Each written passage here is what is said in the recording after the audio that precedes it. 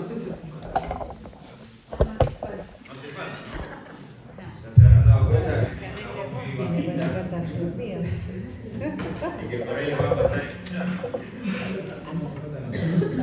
Bueno, buenos días. En primer lugar, traigo los saludos de la iglesia de General Serri.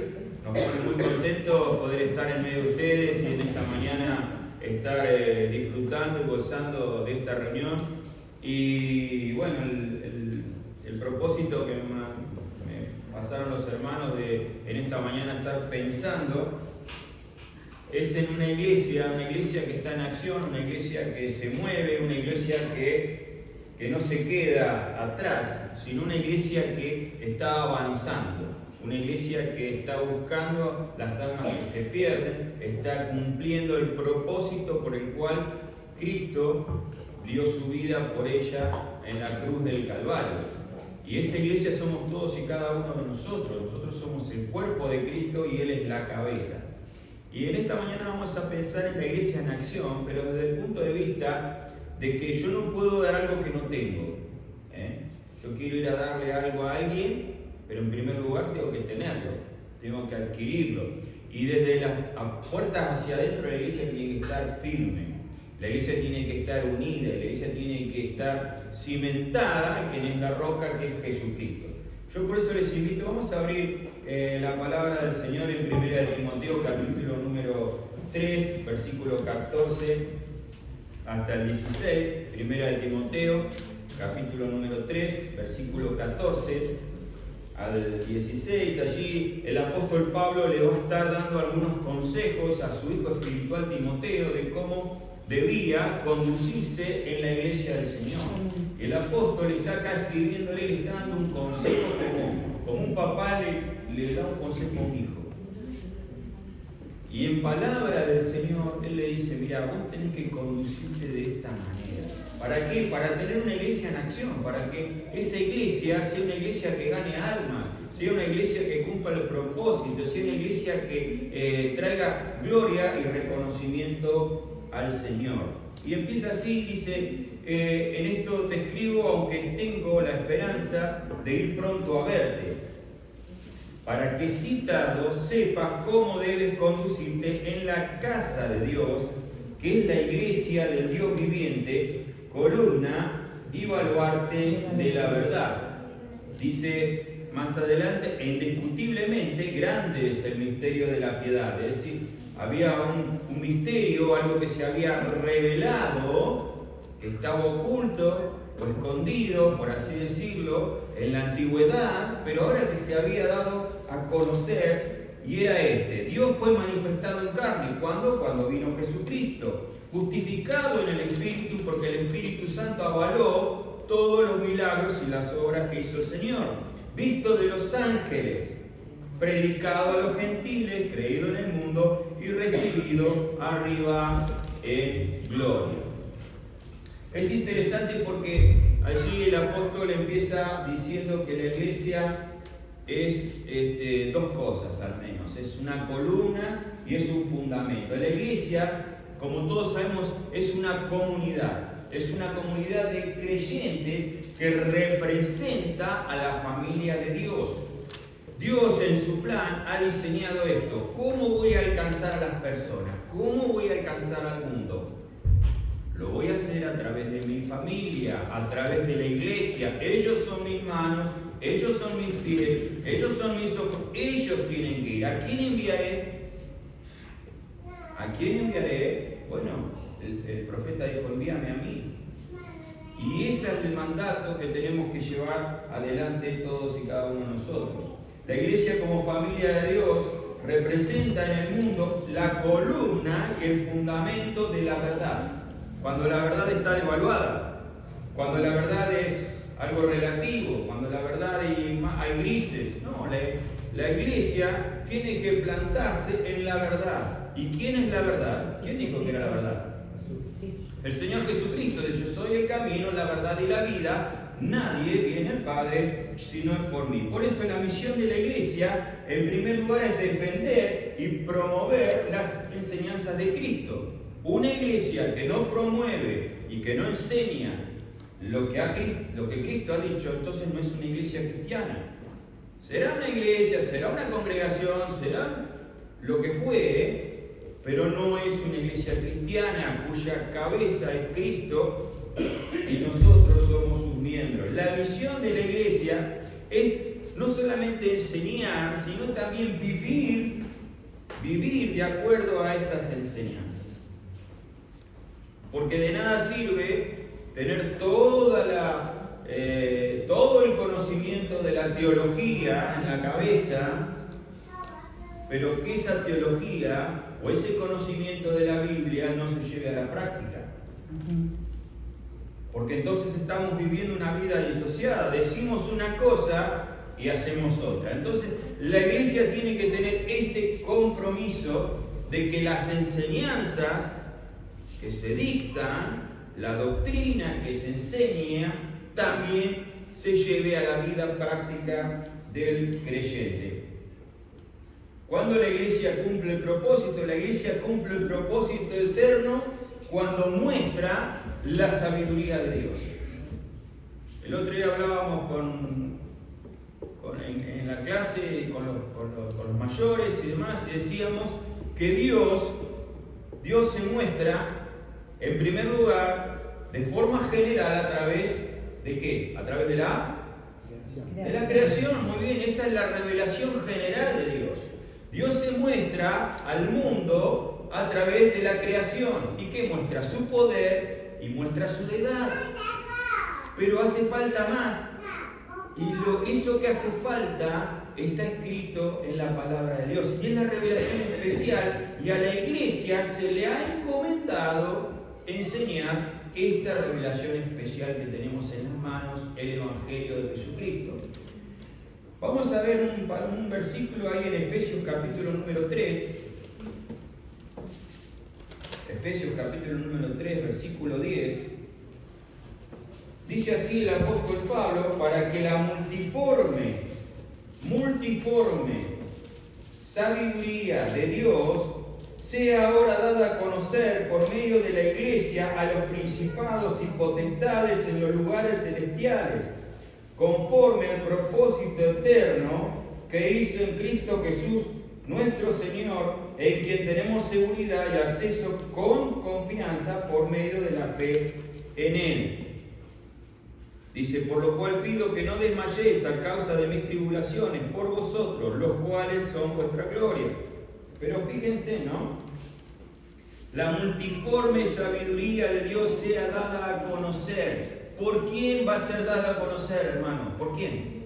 Por la iglesia. Porque si la iglesia no da a conocer la multiforme sabiduría de Dios, nadie más lo va a hacer. No es una tarea de ángeles, no es una tarea de los arcángeles, no es una tarea solamente de los pastores o de los líderes. Todo el cuerpo tiene que dar a conocer esa multiforme sabiduría. Y cuando hablamos de multiforme, la palabra acá en el original está hablando algo de varios colores, algo que es variado, algo que no es de una sola forma, de una sola cosa, sino que de múltiples formas. Uno puede dar a conocer el Evangelio visitando enfermos. El otro puede dar a conocer el Evangelio ayudando al que más necesita. Otro puede dar a conocer el Evangelio predicando. Otro dando testimonio personal. Hay múltiples. Otro orando. Otro ofrendando. No hay una sola forma en la cual podemos dar a conocer la gracia de Dios, sino que son distintas formas y múltiples y variadas. La iglesia cumple el propósito eterno cuando el resultado de la conducta de sus miembros glorifica a Dios. ¿Y cómo podemos saberlo? Bueno, primero tenemos que ponernos nosotros, porque nosotros somos los miembros de su iglesia. Entonces tenemos que mirarnos en el espejo y pensar si nuestras vidas están glorificando a Dios. En Efesios 3:21, en la otra página que leímos recién, dice: a Él sea gloria en la iglesia de Cristo Jesús, por todas las edades, por los siglos de los siglos. Amén. A Él sea la gloria. Y por ahí no terminamos de entender este concepto de traer gloria, esta palabra doxa, quiere decir traer grandeza, esplendor, honra, honor, alabanza. Que las personas vean tu vida y mi vida y que puedan traer honra a Dios. Y que mi vida traiga honra a Dios. Que inspire a otros. Que las personas digan, yo quiero ser o yo quiero tener el hogar de fulanito o de menganito. Esta persona tiene algo especial, esta persona tiene algo distinto. ¿Por qué? Porque ha conocido a Jesús como su Salvador personal. Y ha sido cambiado y ha pasado por ese proceso de la regeneración del Espíritu Santo que transforma nuestra vida, que ahora nos da un nuevo destino, porque antes el destino nuestro eterno era el infierno, pero ahora tenemos el destino celestial. Si pasamos de este mundo vamos al cielo. Y Él ha cambiado nuestra vida, de modo que si alguno está en Cristo, nueva criatura es. Las cosas viejas pasaron y aquí son todas hechas nuevas. La iglesia, como decíamos y recién mirábamos, es columna y fundamento de la verdad. Algo que está muy devaluado.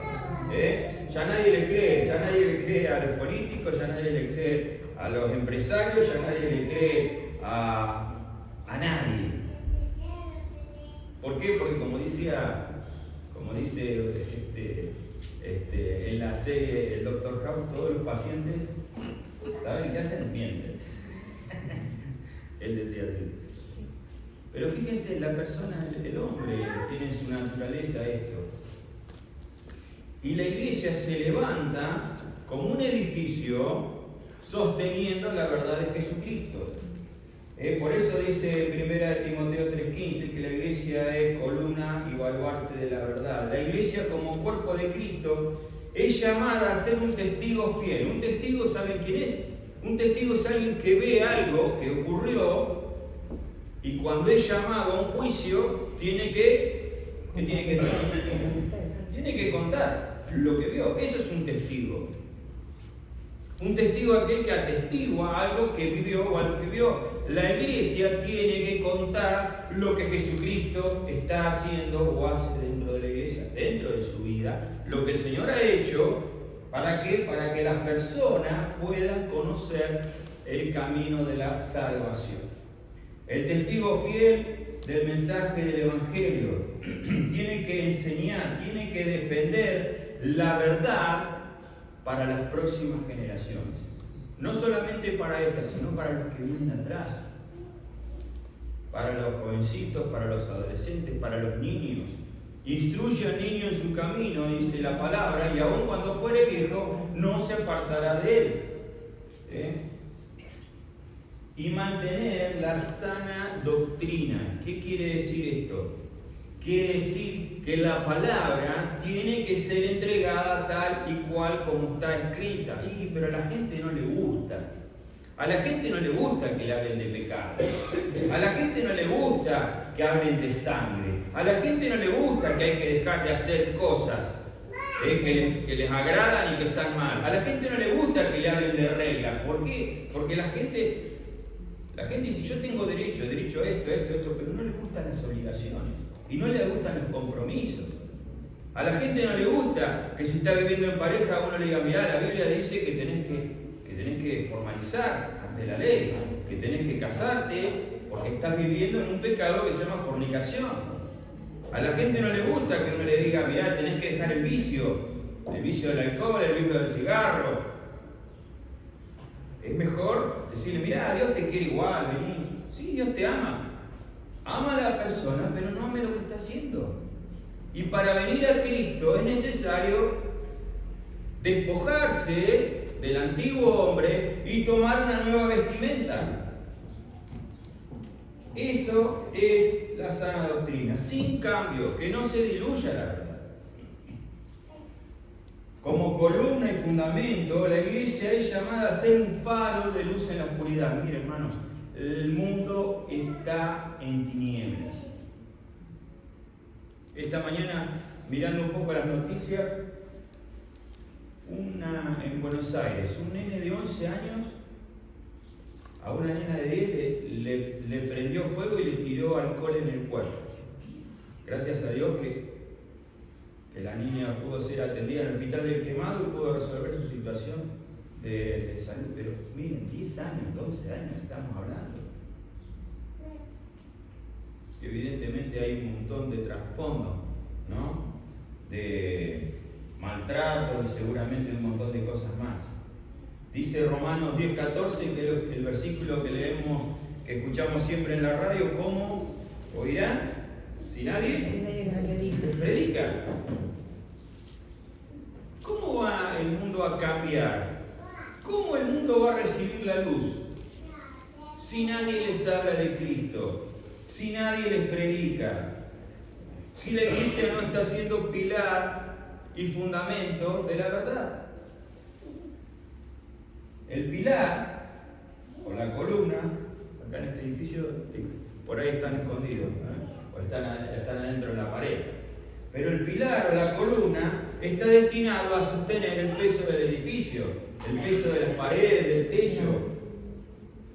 Del mismo modo, la iglesia tiene la responsabilidad de sostener firmemente de las doctrinas de la fe por medio de la enseñanza.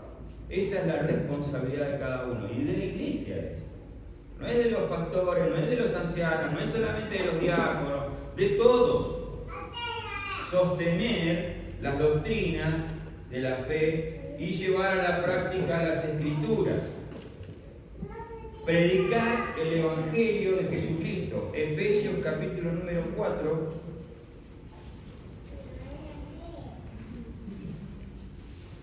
Efesios capítulo 4, versículo 11. Dice, hablando de los dones, ¿no? Porque el Señor Jesucristo dio capacidades a la iglesia, dio dones, la equipó, le dio herramientas. Dice que dio dones a los hombres, y en el 4:11 dice: y él mismo constituyó a unos apóstoles, a otros profetas, y a otros evangelistas, y a otros pastores y maestros. Esta es la tarea de la iglesia: predicar el Evangelio, anunciar las buenas nuevas, anunciar a otros que en Cristo hay una nueva forma de vivir, distinta. Podemos empezar de nuevo. Podemos encontrar la paz en el corazón. Podemos encontrar el perdón de nuestras faltas. Dejar atrás nuestra vida pasada y empezar un capítulo nuevo con Cristo. Y cambiar lo más importante, nuestro destino eterno. ¿A dónde vamos si en esta noche el Señor nos viene a buscar? Si en esta noche nos tenemos que ir de este mundo, ¿a dónde vamos? ¿A qué lugar? ¿Al cielo o al infierno? Eso depende en donde hayamos puesta nuestra fe. Y si nuestra fe está puesta en Jesucristo, quien murió por nuestros pecados en la cruz del Calvario y derramó su sangre, tenemos la seguridad de que nos vamos al cielo porque somos hijos de Dios. Amén. Contender por la fe, dice Judas, contender por la fe. Es decir, predicarla, pero también defender esta fe, obviamente, no con violencia, ¿entendés? No. Con la palabra. La palabra es una herramienta poderosísima. El único ser creado sobre la tierra que puede hablar es el hombre. Ni siquiera los simios, porque estructuralmente o morfológicamente su biología no lo permite. Un loro puede repetir, pero tampoco tiene la capacidad de armar frases y de expresarse. El único que tiene la capacidad de hablar es el hombre. Y tenemos la palabra profética, dice el apóstol, más segura, que es la palabra de Dios. ¿Para qué? Para contender, como dice Judas, por la fe. Judas 3:4 dice: amado, por la gran solicitud que tenía en escribiros acerca de nuestra común salvación, me ha sido necesario escribir exhortándonos que contendáis ardientemente por la fe que ha sido una vez dada a los santos. Porque algunos hombres han entrado, dice, encubiertamente, los que desde antes habían sido destinados para esta condenación, hombres impíos que convierten en libertinaje la gracia de nuestro Dios y niegan a Dios, el único soberano, y a nuestro Señor Jesucristo. ¿Por qué? Porque hay falsas doctrinas. porque hay falsas enseñanzas, porque al hombre se le ofrecen distintos caminos para que se desvíe y termine su vida tirada en un lugar que no tiene salida. Y el único camino y verdad y vida es el Señor Jesucristo. Ese es el único camino, y ese es el camino que la iglesia tiene que enseñar, oponerse al error, como dice Gálatas también 2:5. Allí había entrado una corriente de personas que decían que uno para ser cristiano tenía que circuncidarse y tenía que guardar determinados ritos del Antiguo Testamento. Y allí el apóstol Pablo tiene que intervenir y tiene que exhortarlos a los Gálatas con bastante dureza, porque ellos estaban fascinados por esta doctrina contaminada. En Gálatas 2:5 dice así, dice: a los cuales ni por un momento accedimos a someternos, para que la verdad del Evangelio permaneciese con vosotros. La iglesia tiene que predicar la palabra, la iglesia tiene que vivir la palabra, pero también la iglesia tiene que defender la palabra y la verdad. Por eso es columna y es baluarte de la verdad. El fundamento, la base, donde tiene que estar fundada la iglesia, es donde descansa todo el edificio, y esa base es la persona del Señor Jesucristo y la doctrina de los apóstoles. Debe ser fuerte, debe ser confiable. ¿Dónde está asentado esto? Seguramente hay una zapata para que las paredes, si no se mueven, se caen, se fracturan, se fisuran. Es necesario que un edificio tenga un fundamento firme.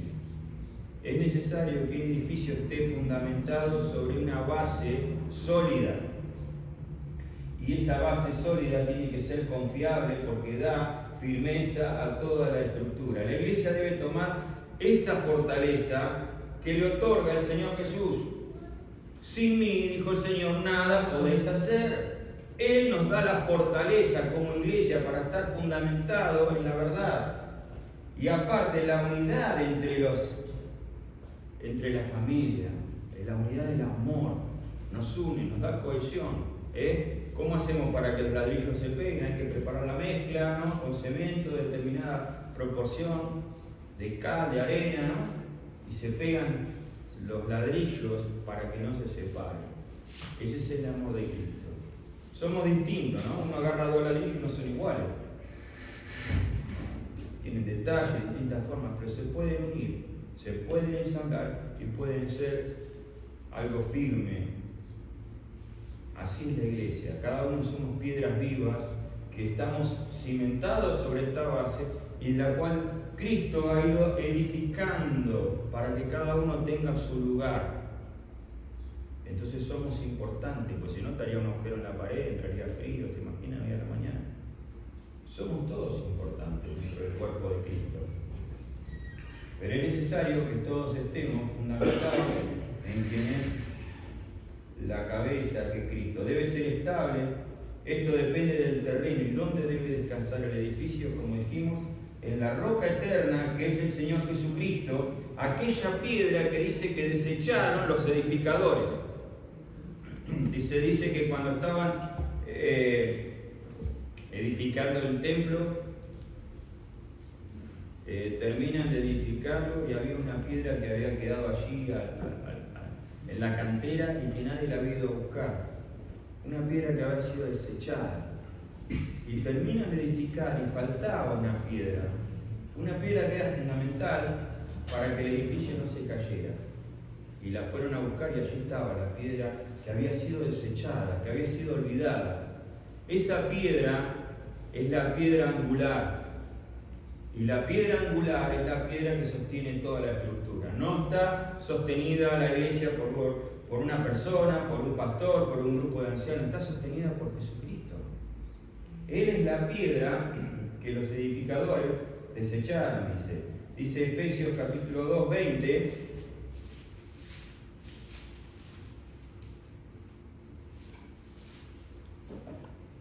Efesios 2, 20 al 21.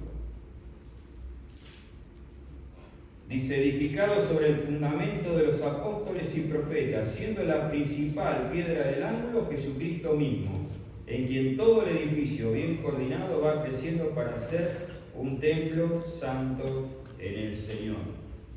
El Señor Jesús es la piedra. La doctrina de los apóstoles ya está colocada, nadie puede cambiarla. Hoy día escuchamos muchos que se hacen llamar apóstoles, ¿no? Pero esa parte ya pasó. Si estamos edificando y estamos llegando al techo, no podemos cambiar los fundamentos, ya están colocados. La etapa fundacional de la iglesia, que es otro tema que no vamos a conversar, pero sí se lo comento por arriba, ya está. Y allí está la piedra fundamental, que es la doctrina de Cristo con la doctrina de los apóstoles. Nosotros vamos edificando sobre esta base. ¿Por qué la iglesia debe sostener y defender la verdad? En primer lugar, porque la verdad es la esencia de nuestra fe. El cristiano ha abrazado la verdad de Jesucristo, la persona de Cristo es la verdad. Y tenemos que vivir, y es la esencia de nuestra fe. Como dijimos en Juan 14:6, yo soy la verdad, el camino y la vida, nadie viene al Padre si no es por mí. Porque es fundamental para nuestro crecimiento y nuestra madurez. Recién decíamos, ¿a quién iré en necesidad? ¿A qué por ello? ¿Voy a una mentira, voy a una falacia, voy a un error? ¿O voy a la verdad que está fundamentada en la palabra de Dios? Eso es lo que la iglesia tiene que llevar adelante e invitar. En Efesios 4:14 dice el apóstol, para que ya no seamos niños fluctuantes, llevados por doquiera de todo viento de doctrina, por estratagema de hombre, que para engañar emplean con astucia las artimañas del error, sino que siguiendo la verdad en amor crezcamos en todo aquel que es la cabeza, esto es Cristo. Si no nos fundamentamos en la verdad, nos gana el error y terminamos haciendo cualquier cosa y terminamos desviando la doctrina y desviando la vida de la iglesia. ¿Con qué propósito? Con sacarla de combate para que no gane alma. ¿Quién está más interesado en hacer eso? ¿Quién? Satanás, el padre de mentiras. No puede vencer a la iglesia, ¿no? Porque la iglesia ya prevaleció, ya venció en Cristo Jesús, pero puede cambiarle la dirección, puede llevarla para un camino de doctrinas erróneas para que la gente no se salve. Y para que no cumplan el propósito para el cual fue llamada. Porque de este modo, dice, se contrarresta la falsedad y el engaño. Y por la gracia, Dios está permitiendo en este tiempo que la iglesia esté presente en el mundo para contrarrestar el error. ¿Se imaginan si no estaría la iglesia? Eso va a pasar cuando empiece lo que se llama la gran tribulación, que la iglesia llevará. Y ahí sí se empieza una etapa dificilísima y muy compleja de juicios en este mundo. Para ir terminando, mis hermanos, la misión de la iglesia es predicar la palabra de Cristo. Predicar la palabra de Cristo. La misión de la iglesia es, como decíamos, es multiforme, multifacética. Debe incluir discipulado, comunión, servir a la comunidad, adoración, evangelización, oración, ofrendar, cuántas cosas usted piense que aplique o cómo llevar la palabra de Cristo. Pero lo principal es eso, llevar la palabra de salvación a las personas que se pierden. La iglesia predica el Evangelio, como dice Filipenses 1:5, o debería.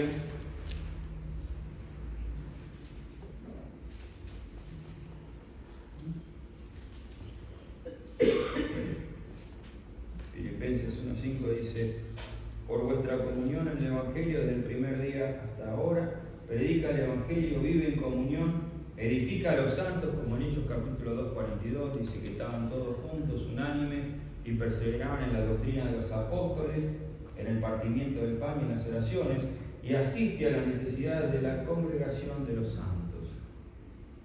Una iglesia activa es una iglesia que promueve, que vive que defiende, que mantiene, que sostiene la verdad del Evangelio y que va a buscar al que está perdido, al que está en la oscuridad, al que se está ahogando en dolor, en angustia, en soledad, y si pasa de este mundo, su destino eterno final será el infierno.